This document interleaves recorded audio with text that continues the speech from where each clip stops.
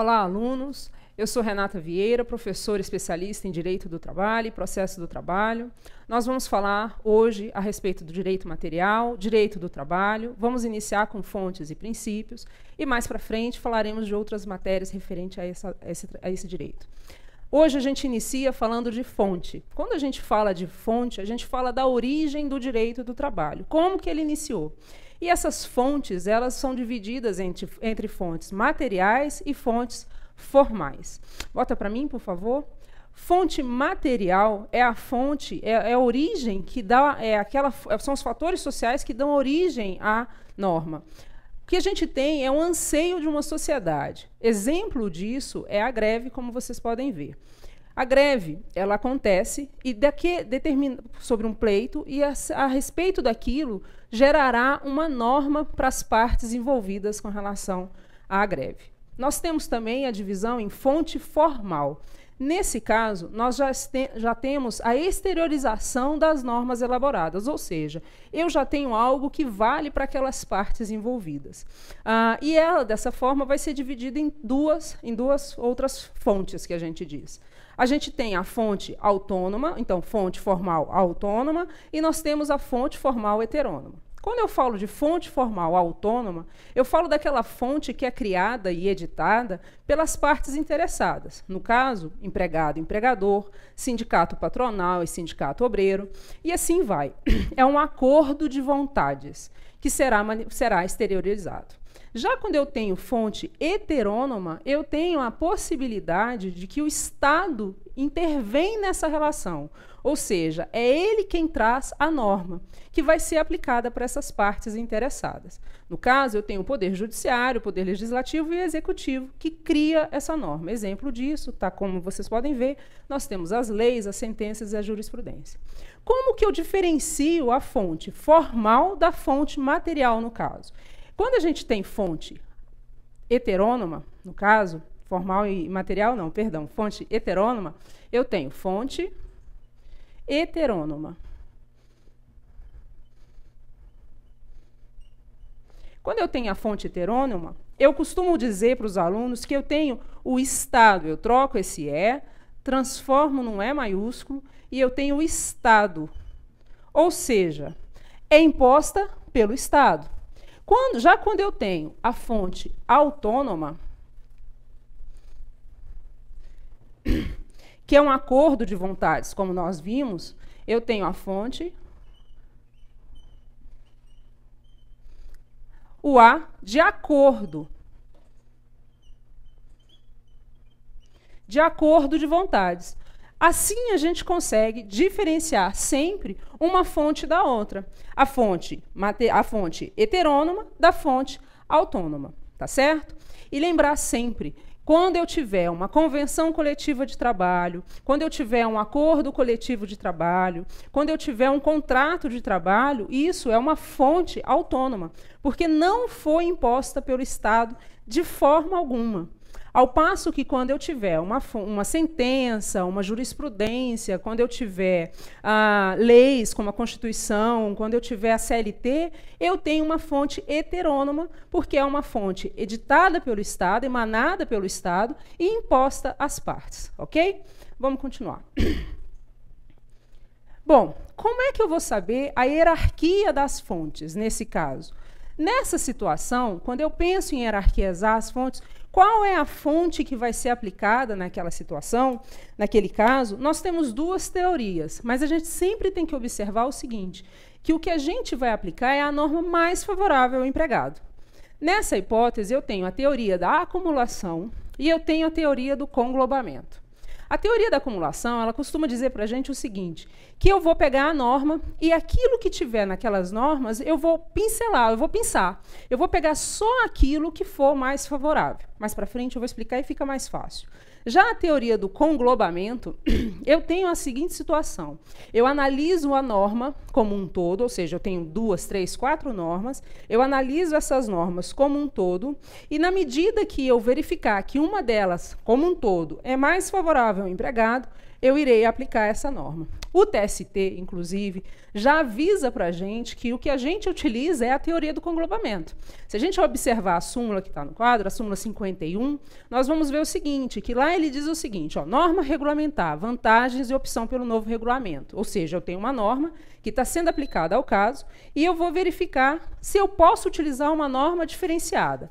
E aí ele fala, havendo a coexistência de 2 regulamentos da empresa, a opção do empregado por um deles tem efeito jurídico de renúncia às regras do sistema do outro. Ou seja, eu não posso pegar a regra anterior e utilizar também para mim ou um detalhe ou outro, tá ok?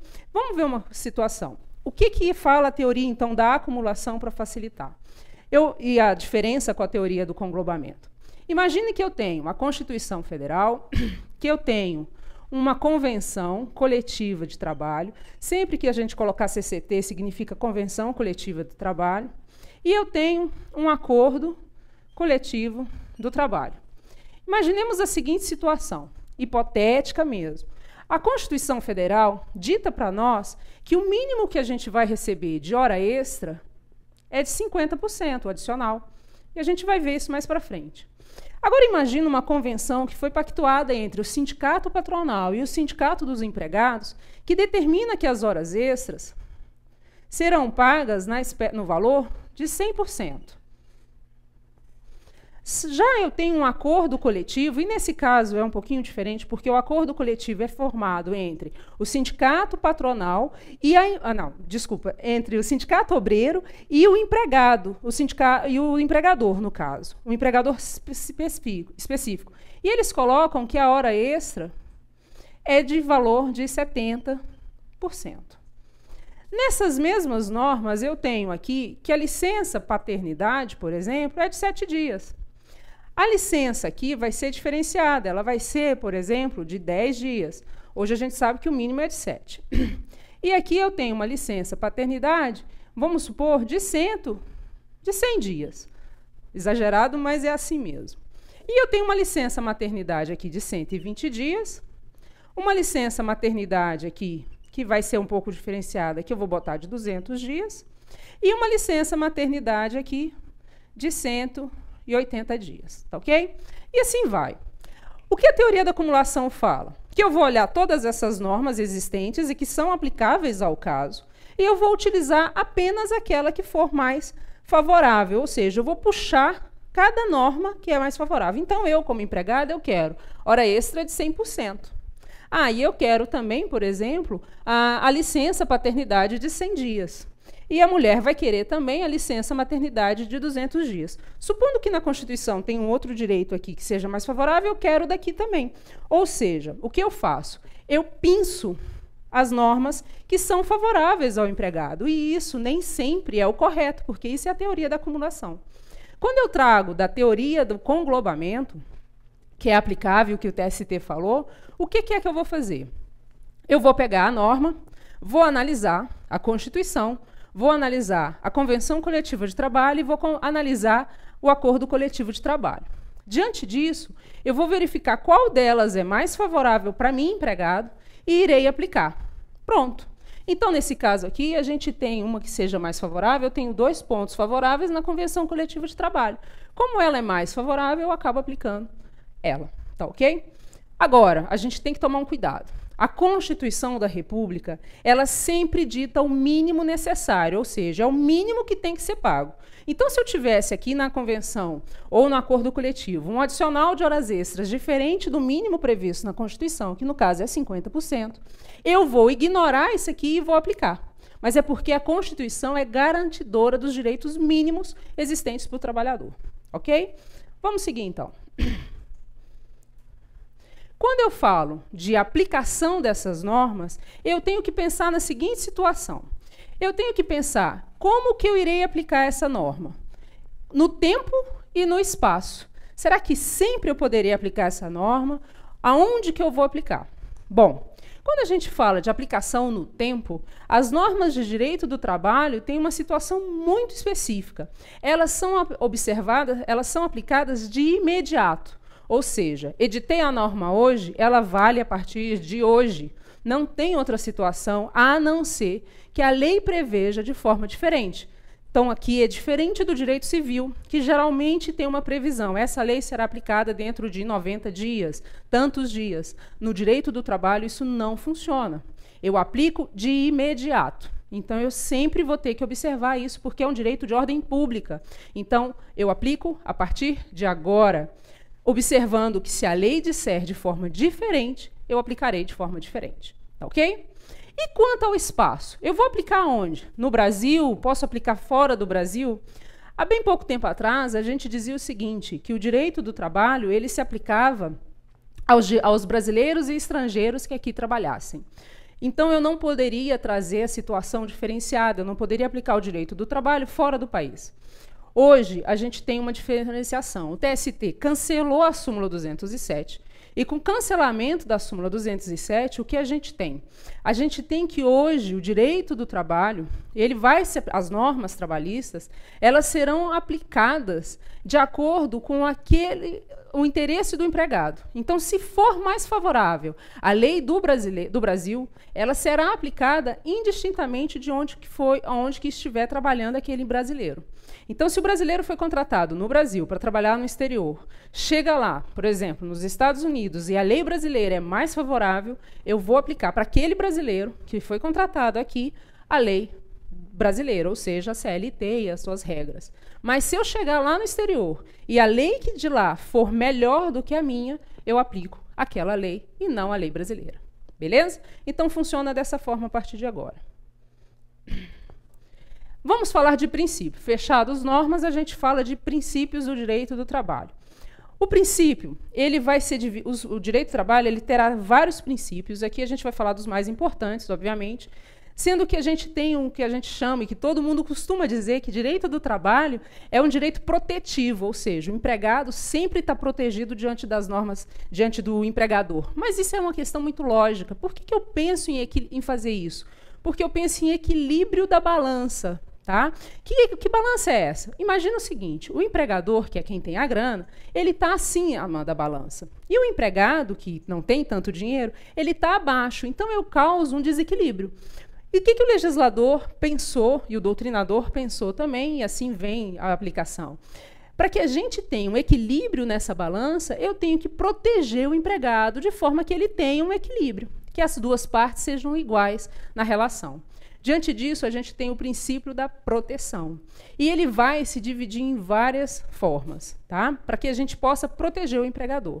Eu tenho o princípio do indúbio pro operário, que, nesse caso, ele vai fazer a seguinte situação. Toda vez que eu tiver uma dúvida quanto à interpretação de norma, eu vou interpretá-la de forma a favorecer o empregado. Então, diferentemente do direito penal, em que a gente tem o indúbio pro réu, e o indúbio pro réu lá fala que, na dúvida, solta o réu, porque todos nós somos inocentes até que se prove o contrário. Aqui, não. O indúbio pro operário, ele não manda condenar o empregador. Não, ele manda o seguinte, tenho dúvida quanto à interpretação dessa lei, como que eu vou interpretar? Eu vou interpretá-la de forma a favorecer o empregado. Tá ok? E isso acontece por diversas vezes no direito do trabalho. Quando eu tenho também uma divisão com relação à regra da norma mais favorável. Bom, isso está muito parecido com o que a gente falou agora há pouco, que é a teoria do conglobamento. E é isso mesmo. Toda vez que eu tiver mais de uma regra aplicável àquele caso, àquela relação jurídica, eu vou aplicar a norma que for mais favorável ao empregado. Ok? E aí eu tenho também, na sequência, outro princípio, que é o que a gente chama de princípio da condição mais benéfica. Bom, como que funciona isso? O princípio da condição mais benéfica, ele é verificado numa situação de direito adquirido. Eu não posso piorar a condição de trabalho do empregado. Então, eu, enquanto empregador, tenho que observar aquelas condições de trabalho. Nós temos situações que são julgadas pelo TST de forma reiterada, não só pelo TST, como também pelos tribunais regionais, mas é nessa situação. Porque eu tiro o mínimo de garantia que aquele empregado tinha e substituo por uma condição pior. Não posso. Nós temos exemplos claros disso, tanto é que está aí, olha, o TST acabou julgando uma situação, nós temos esse entendimento dele, nesse caso aqui é uma súmula, que é a súmula 51, no caso o primeiro item da súmula 51, que está lá, ó, norma regulamentar, vantagens e opção pelo novo regulamento, artigo 468 da CLT. As cláusulas regulamentares que revoguem ou alterem vantagens deferidas anteriormente só atingirão os trabalhadores admitidos após a revogação ou alteração do regulamento. Imaginemos a seguinte situação. Eu tenho lá um empregado, bonitinho, que no caso aqui, ele sempre trabalhou com barba, tá certo? Desenho muito horroroso, mas enfim, sempre com barba. E aí vem uma norma, a empresa nunca fez nada. Imagina que ele tenha também tatuagens, tá? E ele sempre trabalhou assim. A empresa nunca implicou. De um dia para outro, baixa um regulamento novo na empresa e essa regra vai fazer o seguinte, proibido. A partir de agora está proibido barba e tatuagem. Olha só, se essa regra não existia quando ele entrou na empresa, essa regra nova não se aplica para ele. Mas, Renata, eu vou aplicar a regra nova para os empregados novos e não para ele, vai causar desequilíbrio. O princípio da isonomia na Constituição fala isso. Todos são iguais perante a lei, sim. Mas a Constituição também fala que eu aplico com igualdade os iguais e com desigualdade os desiguais.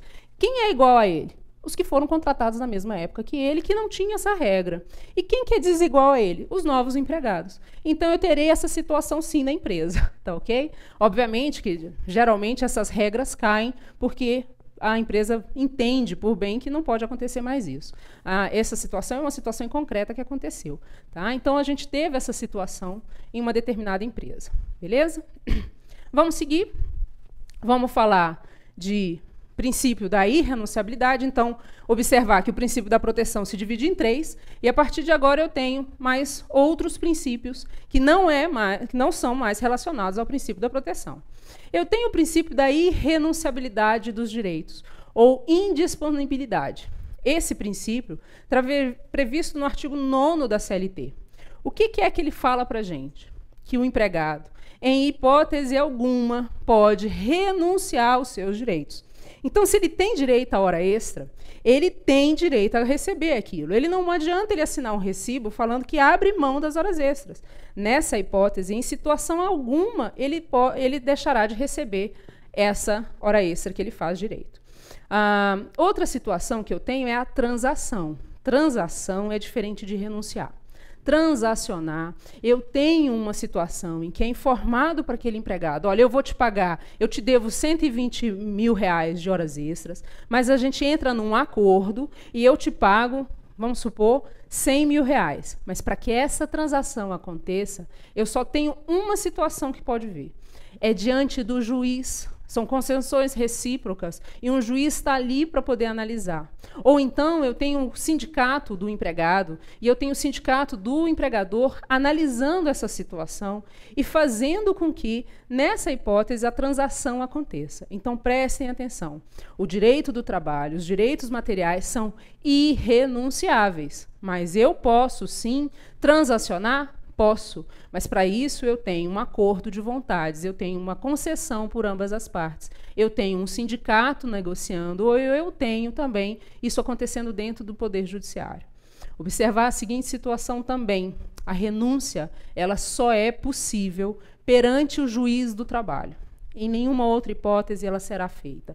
Por que isso? Porque quando eu tenho de renúncia, quando eu falo de renúncia, o juiz explica para aquele empregado que ele nunca mais poderá pedir aquele direito, já que ele renuncia naquele momento diante dele, juiz. Tá ok? Fora isso, não vai acontecer em forma alguma. Bom, o TST já analisa essa situação também, e aí a gente tem a OJ, volta para a tela, por favor, a gente tem a OJ 270 da SDI1, e o que ele fala? A transação extrajudicial, que importa a rescisão do contrato de trabalho, ante a adesão do empregado a plano de demissão voluntária, implica em quitação exclusivamente, exclusivamente, das parcelas e valores constantes do recibo. Volta para mim.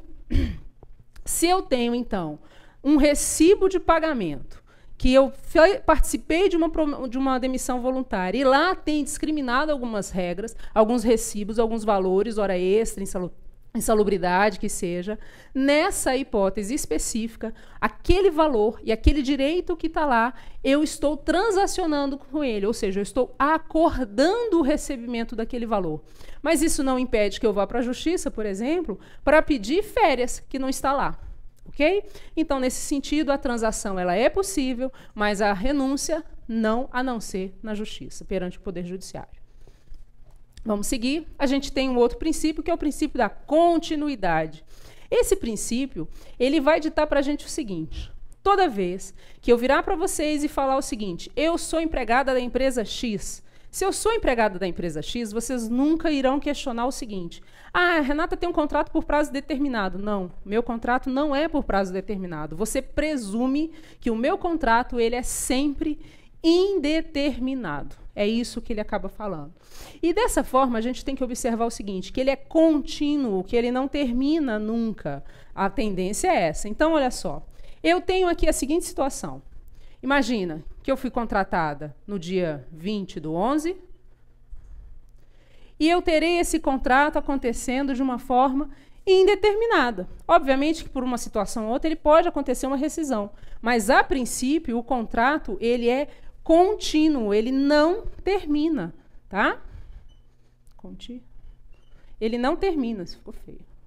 Ele não termina, ele vai seguir adiante, tá certo? Outra situação que a gente tem que observar com relação ao princípio da continuidade. Eu tenho uma contratação, eu tenho uma situação em que eu vou descontratar esse empregado, ou seja, eu vou rescindir, demitir o contrato, pouco importa, tá? A data, demito. Vamos supor que ele é demitido no dia 30/11 do ano seguinte. 3 meses depois, eu readmito esse empregado e coloco ele de novo como contratado. E aí eu boto 3 meses depois, vamos supor, dia 30 de janeiro. Tá ok? Porque do 11 de janeiro. Se a gente observar, entre um contrato e outro, eu não tenho um prazo superior a 6 meses. Não tenho. Isso não acontece. Nessa situação, o tribunal, ao analisar, ele vai dizer o seguinte para a gente: essa demissão é inválida e essa contratação também é inválida. E pelo princípio da continuidade, ele vai declarar como um contrato só. Tá ok? Então, toda vez que eu estiver pensando em princípio da continuidade, eu vou pensar exatamente nisso, que o contrato é um só, ele é indeterminado. Por que 6 meses? Porque a legislação me diz que em 6 meses pode sim haver uma nova contratação, porque a empresa muda, a situação vai mudar. Outra situação que a gente tem que observar, ainda aqui também com relação ao princípio da continuidade, e que acontece muito corriqueiramente, é como que funciona a questão de, tá, mas eu mandei embora, então esse contrato nunca vai terminar? Não, ele vai terminar em algum determinado momento. Mas o que a gente chama de ônus da prova, quanto à demissão, esse ônus da prova é sempre do empregador. Então, se eu não tiver um documento que comprove que aquele empregado saiu da minha empresa, o juiz vai considerar que aquele contrato não rescindiu, não foi rescindido, e ele é mantido até hoje. Isso é o que a gente chama de ônus da prova, o que a gente chama do princípio da continuidade. Eu tenho que provar, enquanto empregador, que eu mandei aquele empregado embora. Por isso que a gente sempre fala, as demissões devem acontecer sempre por escrito. Sempre por escrito. Evitar demissões que sejam verbais, porque geralmente eu não tenho prova disso. Tá ok? São vários aborrecimentos que a gente tem na Justiça do Trabalho com relação a isso. Beleza? Voltamos? Aí, depois do princípio da continuidade, eu tenho o que a gente chama de primazia da realidade.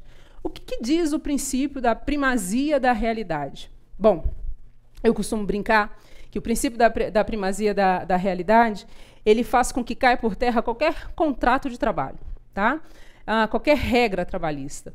Porque o que eu vou observar é o seguinte, não é o que está no contrato, no meu contrato de trabalho, é o que está acontecendo comigo na realidade. Então, o princípio da primazia da realidade diz o seguinte, O que vale é a sua realidade no dia a dia, e não o que está contratado. Então, se o contrato de trabalho está firmado de 8 até as 18, com 2 de intervalo, mas na realidade o que acontece é de 8 às 22, sem intervalo, é isso que vai valer para o direito, para o juiz. Tá ok? Então, o princípio da primazia da realidade importa em aplicar a realidade fática para os empregados. Tá joia? Nessa situação, observem que as testemunhas são muito mais importantes do que qualquer outro documento que tenha. Tá joia? Vamos seguir? Eu tenho também o princípio da razoabilidade. Nesse caso, a conduta de empregador e empregado devem ser razoáveis na hora de se tratarem, na hora do seu trato e tudo mais. Eu não posso ter uma atitude que a gente fala sem razão. O empregador não pode ter uma atitude sem razão, assim como o empregado também não. Esse é um princípio muito simples, a gente praticamente não aplica. Tá ok? Então, para a próxima questão, a gente continua com direitos previstos na Constituição.